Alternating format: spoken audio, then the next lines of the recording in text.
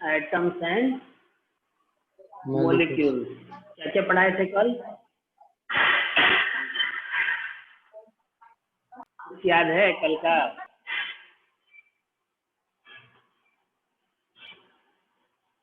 Atom word का सबसे पहले यूज किसने किया? महर्षि कनाद। महर्षि कनाद एटम वर्ड यूज नहीं किए, वो तो कर्ण यूज किए पदार्थ, थे ना। परमाणु। हाँ, एटम वर्ड तो सबसे उसके पहले बाद सर किसने? हाँ, जोर से बोलो, फिर से बोलो। महर्षि कनाद के बाद सर जो दो साइंटिस्ट थे वो लोग। हाँ, वो दो साइंटिस्ट का नाम क्या था? सर एक का डी से था सर। एक का डेमोक्रिटस था और एक का ल्यूसिफस था। ल्यूकेटस था। हाँ, एटम वर्ड किस वर्ड से आया है? एटम, एटोमियो। एटॉमी। एटोमियो का मतलब जो सर सबसे छोटा। इनडिविजिबल। एटोमियो का मतलब इनडिविजिबल। अब वो कहीं तोड़ा ना जा सके किसी पार्ट में। हाँ, तो अब उसके आगे हम लोग देखते हैं। तो एटम्स एंड सर मॉलिक्यूल हम लेकिन लोग, हाँ बोलो बोलो। सर लेकिन एटम को तो तोड़ा जाता है सर, इलेक्ट्रॉन, हाँ, अभी तो प्रोटॉन और बताएंगे न्यूट्रॉन उसके में। बारे में। एक्चुअली वो तोड़ा नहीं जाता है। बस उसका फंडामेंटल यूनिट पार्ट। हाँ, एक सेकंड कोई चंद्रमोहन, चंद्रमोहन एक भी है ना जी, ये आज क्या करने को ज्वाइन कर रहा है?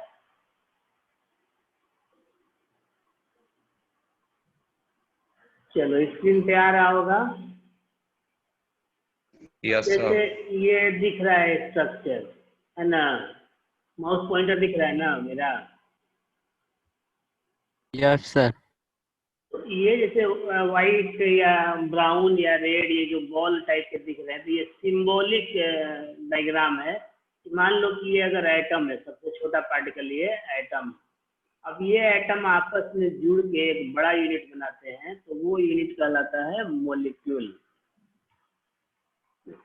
तो एटम का जो केमिकल कॉम्बिनेशन होता है उसको बोलते हैं मॉलिक्यूल। इसके बारे में हम लोग थोड़ा सा और पढ़ेंगे बाद में। तो वो जो पहले की थ्योरी थी कि पूरी ब्रह्मांड जो है वो 5 चीजों से मिलकर बनी है, एक्चुअली उसको गलत साबित किया गया बाद में महर्षि कणाद द्वारा और ये जो डेमोक्रिटस ल्यूसिफस थे उनके द्वारा, कि नहीं ये 5 तत्व भी जो हैं, ये 5 तत्व तो है, बेसिक एलिमेंट्स हैं वो, लेकिन वो 5 जो मतलब कंपाउंड है, सब्सटेंस हैं, वो भी बहुत सारे अलग अलग टाइप के एटम से मिलकर बने हैं। तो वो थ्योरी अभी मान्य है। अब इसमें हम लोग आगे जब आते हैं तो डॉल्टन का कल नाम बताए थे, जॉन डॉल्टन। John Dalton. हाँ, इंग्लैंड के एक साइंटिस्ट थे। तो इन्होंने एटम के बारे में बहुत सारी बातें बताई, जिसको एक एटॉमिक थ्योरी के नाम से जाना जाता है, डॉल्टन एटॉमिक थ्योरी। उसके ज्यादातर पॉइंट जो है उनको गलत साबित कर दिया गया हालांकि बाद में, लेकिन उनके समय में जब वो अपना वो थ्योरी दिए, तो उस समय में वो सबसे मतलब क्या बोलेंगे, एक रिवोल्यूशनरी थ्योरी थी। उससे पहले इतना डीप एटम के बारे में सोचा नहीं था, इसलिए आज भी डॉल्टन की थ्योरी का एक स्पेशल प्लेस है केमिस्ट्री में। और उनके साथ लेवोजियर, ये नाम दिख रहा है स्क्रीन पे, एंटोनी लॉरेंट लेवोजियर, इनको बोलते हैं फादर ऑफ मॉडर्न केमिस्ट्री। तो इन्होंने भी एक थ्योरी दिया, और साथ में एक जोसेफ प्राउस्ट हैं, जोसेफ लुइस प्राउस्ट, इन्होंने भी एक थ्योरी दिया। उन दो थ्योरीज को, लॉज को बोलते हैं, इन्होंने जो लॉ दिया उसको बोलते हैं लॉ ऑफ कंजर्वेशन ऑफ मास। जैसे फिजिक्स में याद होगा, पढ़ते होंगे लोग, law of conservation of momentum, यानी कि कोलिजन के पहले और कोलिजन के बाद जो दो ऑब्जेक्ट्स हैं उनका मोमेंटम कंजर्व रहता है। तो वो law of conservation of momentum कहलाता है। उसी तरह से law of momentum. Conservation of मास है कि रिएक्शन के पहले और रिएक्शन के बाद टोटल मास कंजर्व रहता है। और दूसरा जो जोसेफ प्राउस्ट ने दिया उस लॉ का नाम है लॉ ऑफ कांस्टेंट प्रोपोर्शन। तो हम लोग को अभी इसी के बारे में एक एक करके पढ़ना है, ठीक है। यहाँ तक में किसी को कोई कंफ्यूजन? लो कहाँ चला गया?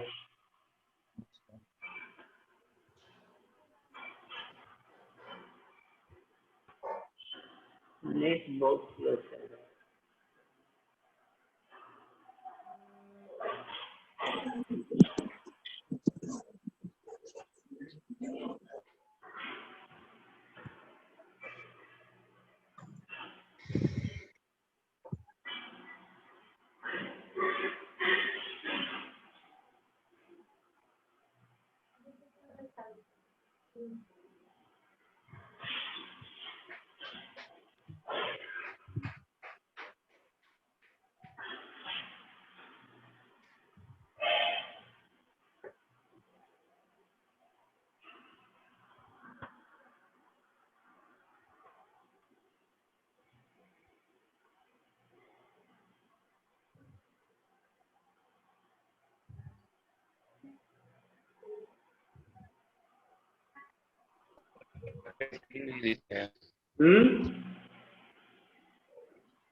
अरे ये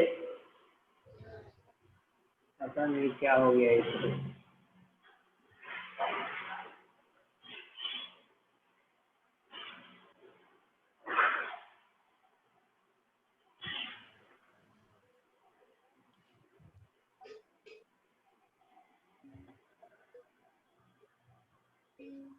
चंद्र मोहन काहे के बार बार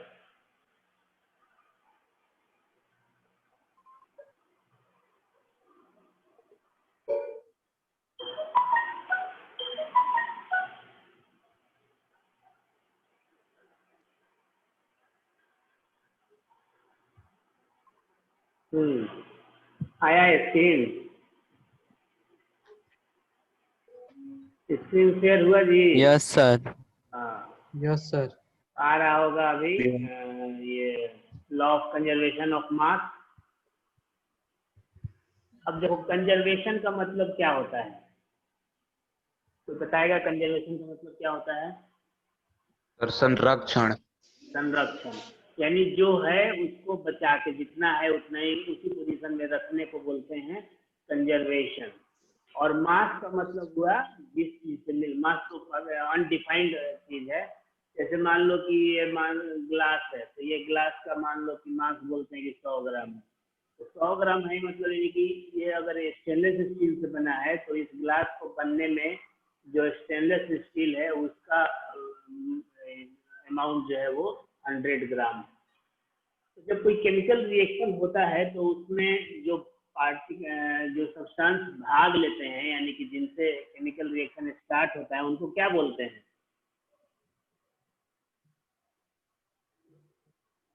क्या पूछे हैं सर?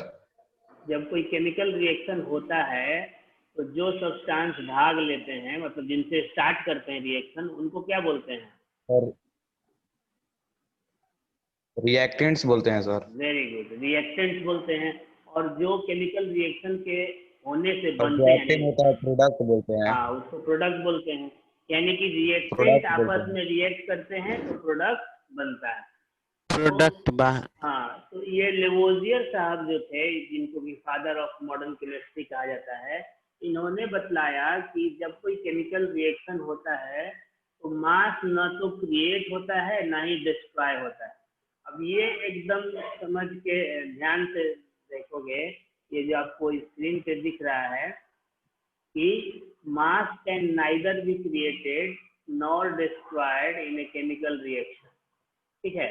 अब एग्जाम में इसका मतलब समझाएंगे हम, लेकिन पहले ये बता देते हैं कुछ इम्पोर्टेंट चीज कि एग्जाम में बहुत सारे, जैसे आ गया एग्जाम में कि state law of conservation of मास, तो बच्चे बहुत सारे क्या करते हैं कि वो यहाँ से स्टार्ट किए कि according to law of conservation of mass, mass can neither be created nor be destroyed, या सिंपली एक लाइन लिख देंगे कि mass can not be created और कैन नॉट बी डिस्ट्रॉयड आप वो आगे का जो ये सेंटेंस दिख रहा है आपको पार्ट सेंटेंस का, इन ए केमिकल रिएक्शन, वो लिखना भूल जाते हैं, छोड़ देते हैं या उसको इम्पोर्टेंस नहीं देते हैं।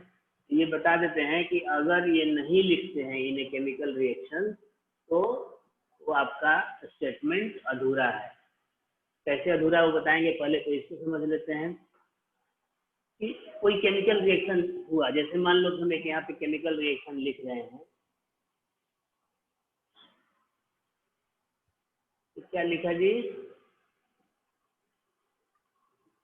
दिख रहा है ना स्क्रीन पे जो लिख रहे हैं? Yes sir. हाँ, तो ये एरो बना दिए और ये हो गया हमारा H2O।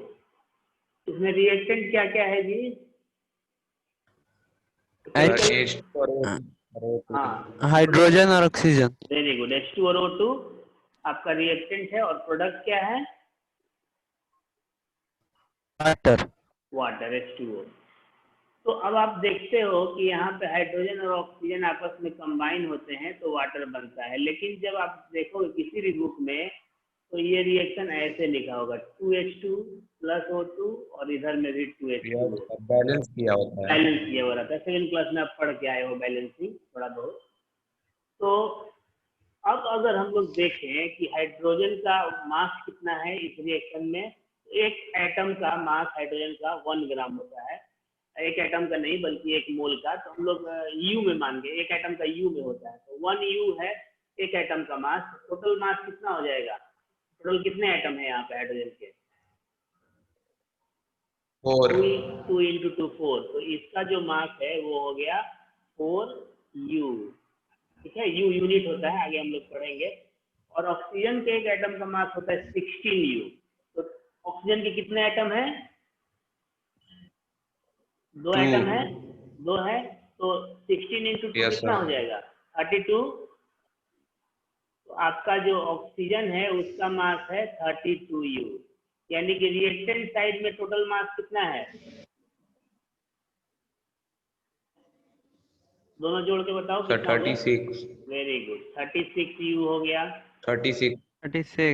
36 यू यूनिफाइड मास। अब आते हैं प्रोडक्ट साइड। ऑक्सीजन का 30 यू कैसे हुआ? 32 कैसे हुआ? यही पूछे Yes, ना? sir. हाँ, तो देखो ऑक्सीजन का एक एटम का जो मास है वो 16 यू होता है, 16। तो 2 एटम है तो 16 × 2 होगा ना, 32 यू हो जाएगा। Yes sir. और ऑक्सीजन इतना Yes, है sir. और हाइड्रोजन इतना है, तो दोनों जोड़ के कितना भाग लिया रिएक्शन में? तो 36 यू भाग लिया। अब आते हैं प्रोडक्ट 36. साइड में। प्रोडक्ट साइड में पहले तो वाटर का निकालेंगे और उसके बाद 2 से मल्टीप्लाई करेंगे। तो वाटर के लिए हम लोग 2, पहले 2 वाला जो है वो 2 कर दिए, और हाइड्रोजन का सर, एक 4 एटम और इंटू 2 कितना हो जाएगा?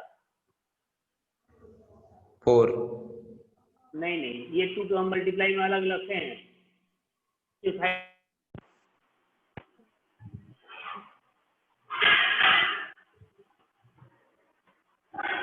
सिर्फ लिखना पड़ेगा। नेटवर्क पुअर है सर आज। बहुत है, हम अभी इकोनॉमी में है ना, यहाँ पे बहुत ज्यादा प्रॉब्लम है।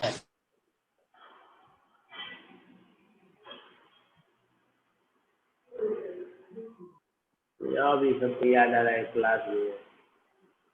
तो हम लोग रिएक्टेंट साइड में देखें कि 36 यू है total mass energy. Yes sir. और प्रोडक्ट साइड Yes, हम लोग sir. निकाल रहे थे, तो 2H2O का निकालना है। तो 2H2O का कैसे निकालेंगे? तो 2 तरीका है, या तो एक ही बार निकाल के मल्टीप्लाई कर दो, तो वही हम लोग करते हैं 2 और इंटू हो गया, ये 2 इंटू है हाइड्रोजन का 2 एटम, तो 2 एटम के लिए 2U हो गया, और ऑक्सीजन Yes, sir. का एक एटम, तो एक एटम का कितना हो गया? 16 U। तो बॉड मास थ्योरी तो याद होगा कि पहले ब्रैकेट को सोल्व करते हैं, तो ब्रैकेट को सोल्व किए तो 2 तो बाहर रह गया, और 2 + 16 वो हो गया 18 U। तो आपका टोटल कितना आ गया? सर 36 है। 36। यानी कि जितना रिएक्टेंट साइड में था उतना ही प्रोडक्ट साइड में आ गया ना। Yes sir. यानी कि जितना मास लेके चले रिएक्टेंट साइड में उतना ही मास प्रोडक्ट साइड में है, यानी कि मास कंजर्व रहा। और Yes. कोई भी नया एटम नहीं बना। आप अगर ध्यान से देखोगे, ये रिएक्शन को हम पूरा कर देते हैं। 2H2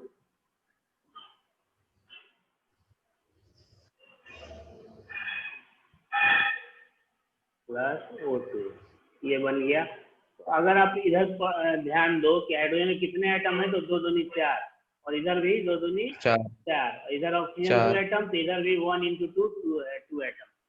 तो यानी कि एटम भी जितने थे, जिस एलिमेंट के थे उसी एलिमेंट के एटम है और उतने ही एटम है।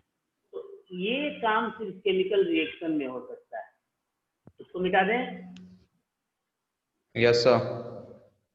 तो लेवोजियर ने क्या कहा कि केमिकल रिएक्शन में मास न तो क्रिएट होता है ना ही डिस्ट्रॉय होता है। इसका एक दूसरा स्टेटमेंट भी दिया उन्होंने, इसी को थोड़ा सा चेंज करके, कि in a chemical reaction the total mass of reactant is always equal to the total mass of product। फिर से बोल रहे हैं, रिपीट कर रहे हैं। in a chemical reaction the total mass of reactant is always equal to the total mass of product। वही हुआ कि mass is neither be created nor be destroyed। अब ये बार बार हम लोग emphasize क्यों कर रहे हैं कि in a chemical reaction। अब जनरली देखो केमिकल रिएक्शन जो है, अभी तो 7th क्लास में पढ़े होंगे, रिएक्शन बहुत सारे टाइप के हैं, एडिशन रिएक्शन या कॉम्बिनेशन रिएक्शन, फिर डिकम्पोजिशन रिएक्शन, फिर डिस्प्लेसमेंट रिएक्शन। 10th में जाओगे फिर से पढ़ने को मिलेगा, double displacement reaction, redox reaction, neutralisation reaction. ये जो सारे जो टाइप्स पढ़ते हैं, ये सारे टाइप्स केमिकल रिएक्शन के हैं। लेकिन केमिकल रिएक्शन के अलावा भी एक रिएक्शन का टाइप होता है, ब्रॉड टाइप, जिसको बोलते हैं न्यूक्लियर रिएक्शन। जैसे एटम बम का नाम सुने होंगे। तो एटम बम में रिएक्शन नहीं होता है, वो केमिकल रिएक्शन होता है। अब ये दोनों में अंतर क्या है? तो जब आप आगे पढ़ोगे, अभी आगे जैसे कोई बच्चा बोला भी कि एटम के अंदर इलेक्ट्रॉन, प्रोटॉन, न्यूट्रॉन होते हैं, तो आपको पता चलेगा आगे जाकर के कि केमिकल रिएक्शन में सिर्फ लास्ट सेल के इलेक्ट्रॉन्स भाग लेते हैं। न तो प्रोटॉन को कोई लेना देना है रिएक्शन से, न न्यूट्रॉन को कोई लेना देना है, ना ही अंदर के। जैसे कि मान लो कि अब हम ऑक्सीजन की बात करते हैं, तो ऑक्सीजन का एटॉमिक नंबर कितना है, किसी को याद है? 7th क्लास में याद करवाया जाता है। 8 है, वेरी गुड। तो 8 है, तो 8 कोई ज्वाइन करने के लिए आया है सर। तो इलेक्ट्रॉन होगा। हाँ जी बोलो। अब यहाँ पे हम सर पहला सेल में सर 2 इलेक्ट्रॉन होगा ना? हाँ वही बता रहे हैं। तो एटम का स्ट्रक्चर थोड़ा सा हम बताते हैं, हालांकि पढ़ना अभी आगे सेकेंड लेसन में, लेकिन थोड़ा सा बताते हैं कि जैसे हमारा सोलर सिस्टम का स्ट्रक्चर है, वैसे ही एटम का भी स्ट्रक्चर है। अब सोलर सिस्टम में क्या है, सेंटर में कौन है? सोलर सिस्टम में हमारे सेंटर में सन है, और sun is the source of energy. तो उसी तरह से हमारे एटम के सेंटर में न्यूक्लियस है, न्यूक्लियस सेंटर हो गया। अब उसके उस न्यूक्लियस में प्रोटॉन और न्यूट्रॉन रहते हैं। न्यूक्लियस में क्या रहते हैं? प्रोटॉन और न्यूट्रॉन। और न्यूक्लियस के बाहर कंसेंट्रिक सर्कुलर पाथ होते हैं। अब ये पाथ को सेल कहते हैं या ऑर्बिट कहते हैं। तो फर्स्ट सेल में अधिक से अधिक 2 इलेक्ट्रॉन रह सकता है, तो 2 हो गया। ऑक्सीजन के पास 8 है, बच गया 6। तो दूसरे सेल में इसका 6 इलेक्ट्रॉन रहेगा। 4 के 6 ना, 8 है टोटल। तो 2 पहला में, तो दूसरा में 6। तो अब जो केमिकल रिएक्शन होता है उसमें न इसको कोई लेना देना है, न ही इस न्यूक्लियस को कोई लेना देना है। सिर्फ इस सेल के इलेक्ट्रॉन जो है, ये 6 इलेक्ट्रॉन है, इन्हीं को भाग लेना है, बाकी से कोई मतलब नहीं है। लेकिन जब एक न्यूक्लियर रिएक्शन होता है तो उसमें न्यूक्लियस भाग लेता है, इसलिए उसका नाम न्यूक्लियर रिएक्शन कहा गया है। तो जैसे आप पढ़े होंगे डाल्टन, पढ़े नहीं होंगे, पढ़ोगे अभी डाल्टन थ्योरी में, कि वो कहते हैं कि atom can neither be created nor be destroyed. वो पता ही होगा तुम लोगों को, थोड़ा बहुत तो पढ़े ही होंगे कि एटम ऐसा इंडिविजुअल पार्टिकल है कि जिसको न तो हम लोग बना सकते हैं, न ही डिस्ट्रॉय कर सकते हैं। लेकिन ये जो Destroy- थ्योरी है ये सिर्फ केमिकल रिएक्शन के लिए सही है। जब न्यूक्लियर रिएक्शन होता है तो एटम बनता भी है और डिस्ट्रॉय भी होता है। जैसे आपको एक एग्जांपल बताते हैं, एटम बम के बारे में हम लोग अभी चर्चा किए, तो यूरेनियम नाम सुने होंगे, नाम सुना है? यूरेनियम क्या है? एलिमेंट है, कंपाउंड है, मिक्सचर है, मेटल है, नॉन मेटल है? सर एट क्लास में पढ़ क्या रहे हो लोग? Sir uranium. हाँ, यूरेनियम सिंबल यू होता है उसका, स्मॉल में लिख दिए, सॉरी, सर कैपिटल इसको। Sir element. एलिमेंट है और मेटल है, ठीक है। इसका Yes, sir. 98 होता है ये एटॉमिक नंबर, और 235 या 238 इसका मास नंबर। तो अब जब एटम बम का एक्सप्लोजन होता है तो ये यूरेनियम का न्यूक्लियस जो है, जो कि काफी बड़ा न्यूक्लियस है, 98 एटॉमिक नंबर, यानी उसमें बहुत सारे इलेक्ट्रॉन, प्रोटॉन, न्यूट्रॉन है। तो Yes, उसका sir. जो एक एटम है वो टूटता है, बेरियम बन गया। उसके बाद क्रिप्टन बन गया, और साथ में 3 न्यूट्रॉन भी बनते हैं। तो आप ये देख रहे हो कि यूरेनियम का एटम टूटा भी, मतलब एटम डिस्ट्रॉय भी हुआ, और नए एटम्स बने भी। तो ये थ्योरी को फिर कहेंगे कि जो लेवोजियर का थ्योरी है या जो डाल्टन का थ्योरी है वो तो गलत है, क्योंकि डाल्टन ने अपनी थ्योरी इसी थ्योरी से इंस्पायर होकर बनाई थी कि atom can never be created not be destroyed. अच्छा, अब देखोगे कि जो मास है टोटल, ये बेरियम और क्रिप्टन का अगर एटॉमिक नंबर को जोड़ेंगे या मास नंबर को जोड़ेंगे हम लोग, तो मास इस दोनों का मिला के इससे कम आएगा। जैसे इसका 235 होता है, अब इसका मान लो कि 47 अगर हुआ,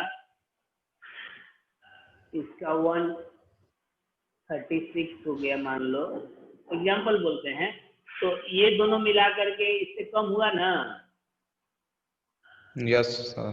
उसका मास जो 235 है उससे ये दोनों का जोड़ के कम हुआ, तो बाकी मास कहाँ गया? तो मास क्या हो गया? एक्चुअली में वो मास एनर्जी में ट्रांसफर हो गया। जो यहाँ पे जो मास था उसका कुछ पार्ट एनर्जी में ट्रांसफर हुआ, और एनर्जी का कुछ पार्ट मास में भी ट्रांसफर हो सकता है। तो इसीलिए न्यूक्लियर रिएक्शंस में ये जो थ्योरी है लॉ ऑफ कंजर्वेशन ऑफ मास, वो एप्लीकेबल नहीं होती है, और इसीलिए ये बार बार इम्फेसाइज किया जाता है, प्रेशर डाला जाता है कि ये लिखना जरूरी है इन केमिकल रिएक्शन। अगर नहीं लिखेंगे तो आपका आंसर अधूरा है, क्योंकि न्यूक्लियर रिएक्शन में मास कंजर्व रह भी सकता है, नहीं भी रह सकता है। ठीक है, क्लियर? Yes sir. नेक्स्ट पे आते हैं, law of constant proportion. Law of constant proportion. Law of constant proportion, constant का मतलब क्या होता है? सर जिसका वैल्यू चेंज ना हो। हाँ, तो अब ये जोसेफ प्राउस जो थे, जोसेफ लुइस प्राउस, इन्होंने ये थ्योरी दिया कि जब कोई कंपाउंड बनता है तो उसके जो कंस्टिट्यूएंट एलिमेंट्स हैं, जैसे वाटर है, तो वाटर का फॉर्मूला क्या होता है? Chemical formula H2O. H2O। Very good. H2O। H2O जो है, यानी कि वाटर कहीं से भी स्टेटमेंट लेके आए हम लोग, वाटर जब बात करें मतलब प्योर वाटर की बात करें, प्योर वाटर का कहीं से लेके आए, वो इंडिया का लेके आए, अमेरिका का लेके आए, ऑस्ट्रेलिया का लेके आए, कि अंटार्कटिक का लेके आए, कि चांद पे वाटर मिल रहा है उसको भी लेके आए, तो उसका जो कंपोजिशन है, यानी कि वो बना रहेगा हाइड्रोजन और ऑक्सीजन से ही, और उसका जो मास जो है, उसका जो रेशियो है वो सेम रहेगा। ऐसा नहीं है कि हमारा जो वाटर है उसका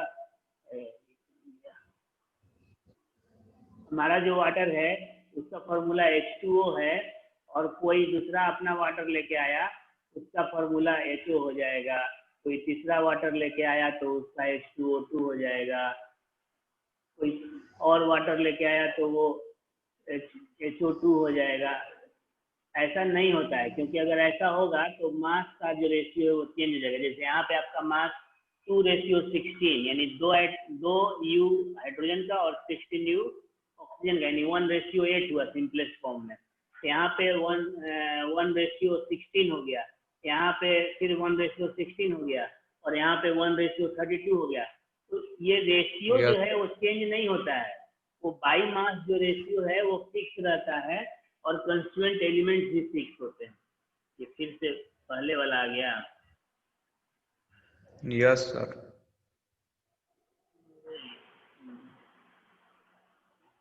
तो उनका यही कहना था कि in a given compound the constituent element and their ratio by mass is always fixed no matter from which source they have been obtained.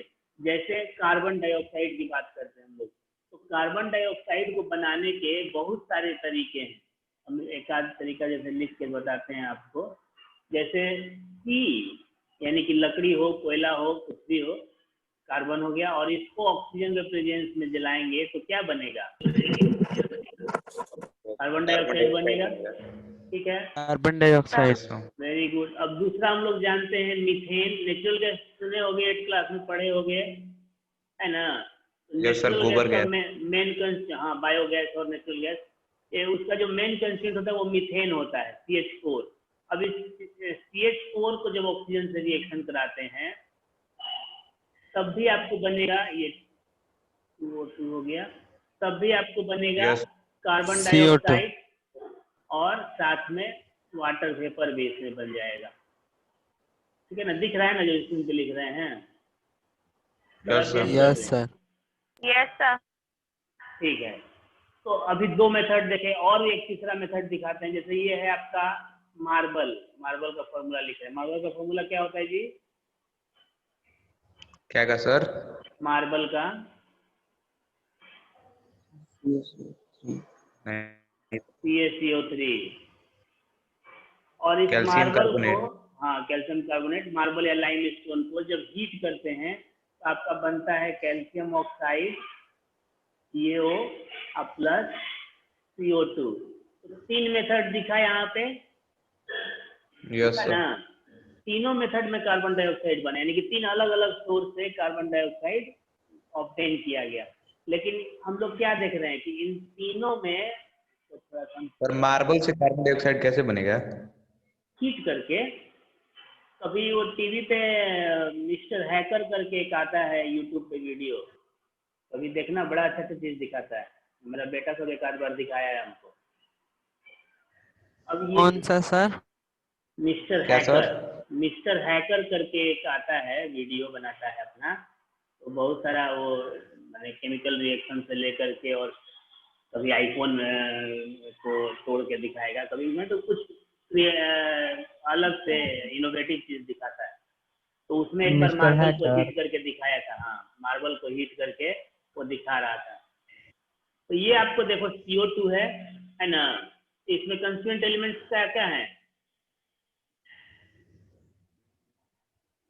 इस कार्बन डाइऑक्साइड का कौन कौन से एलिमेंट से मिलकर बना है? कार्बन और ऑक्सीजन। कार्बन और ऑक्सीजन। और बाई मास अगर देखेंगे तो 12 ग्राम कार्बन का और 32 ग्राम ऑक्सीजन का, है ना? यही रेशियो, यानी अगर इसको सिंपलेस्ट फॉर्म में देखेंगे तो 3:8 हुआ। इस रिएक्शन में जो कार्बन डाइऑक्साइड बना है, इसका कंपोजिशन क्या है? वही है, C और O ही है, और 12:32 इसमें भी है, इसमें भी वही है। कार्बन डाइऑक्साइड का कंस्टिट्यूएंट एलिमेंट्स कार्बन और ऑक्सीजन ही है, और बाई रेशियो बाई मास 12:32 यानी कि 3:8 ही है। तो कहने का मतलब है कि कोई भी सोर्स, हम लोग यहाँ 3 सोर्स देखे हैं, 300 सोर्स भी हो सकते हैं, 3000 सोर्स भी हो सकते हैं। जिस भी सोर्स से बनाए कार्बन डाइऑक्साइड को या कोई भी कंपाउंड को, तो उसके कंस्टिट्यूएंट एलिमेंट फिक्स होंगे, कांस्टेंट रहेंगे हमेशा, और उनका रेशियो बाई मास जो है वो भी फिक्स रहेगा, सेम रहे। हाँ, चाहे वो कैसे भी बनाए होंगे।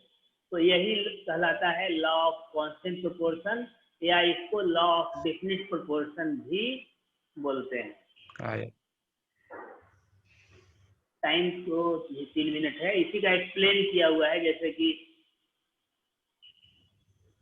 The ratio by the number of atoms for water will always be hydrogen and oxygen, and their ratio is 2:1. यानी बाई एटम ये बोल रहा है, और बाई मास हो गया 2 ग्राम हाइड्रोजन और 16 ग्राम ऑक्सीजन। उस तरह से अमोनिया गैस का किसी को फॉर्मूला पता है? Sir NH4 minus. नहीं, वो तो अमोनियम आयन हो जाता है। अमोनियम आयन एक्चुअली अमोनिया से ही बना है। अमोनिया का जो फॉर्मूला है वो होता है NH3। अब इसमें नाइट्रोजन का जो मास है वो 14 ग्राम हो गया, और हाइड्रोजन का एक एटम का 1 ग्राम होता है, तो 3 एटम का 3 ग्राम हो गया, यानी कि 14:3 है इसमें नाइट्रोजन और हाइड्रोजन का। अमोनिया चाहे किसी भी मेथड से हम लोग बना लें, उसका जो कंस्टिट्यूएंट एलिमेंट्स है वो नाइट्रोजन और हाइड्रोजन ही रहेंगे, और उनका जो रेशियो बाई मास है वो 14:3 ही रहेगा। तो यहाँ पे वही चीज लिखा हुआ है, तो इसी को बोलते हैं लॉ सर ऑफ। सब एलिमेंट का मास है आगे। हाँ जी सर एलिमेंट का मास भी मतलब रिमेम्बर होना चाहिए। हाँ, एलिमेंट का मास तो याद रखना पड़ेगा ना, हम बता देंगे किस किस का याद रखना है। कुछ जो कॉमनली यूज होने वाले हैं उसको बता देंगे, तो उसको याद अपने 9th क्लास के बुक में जो दिया हुआ है NCERT में, वो सब याद Yes, sir. करके, और कुछ और एडिशनल है जो कि यूज होता है उसको बता देंगे। तो यहाँ तक में किसी को कोई कंफ्यूजन? No sir. चलो अब आते हैं, ये वही है उसी का, ये इसी को लॉ ऑफ डेफिनिट प्रोपोर्शन भी कहते हैं। तो यही चीज है लास्ट में समरी इसका। In a compound the elements are always present in definite proportion by mass. ठीक है, इसको डिटेल में लिखना होगा, तो लिखोगे कि for a given compound the constituent element and their ratio by mass is always constant. तो अपने लैंग्वेज में बना के लिख सकते हैं। अब हम लोग को पढ़ना है Dalton theory, Dalton atomic theory, लेकिन अब आज टाइम नहीं बचा हुआ है, क्योंकि उसको पढ़ने के बाद उसका ड्रॉबैक भी पढ़ना होगा, उसको एक्सप्लेन भी करना होगा, तो हम लोग इसको नेक्स्ट वीक में पढ़ेंगे। ठीक है, आज का हम लोग यहीं पे समाप्त करते हैं। और ओके सर, ठीक है, तब टाइम पे जो लोग बहुत लेट से ज्वाइन करने हैं, टाइम पे ज्वाइन करो लोग थोड़ा। अरे कहाँ चला गया? ठीक है, तब आज का समाप्त करते हैं।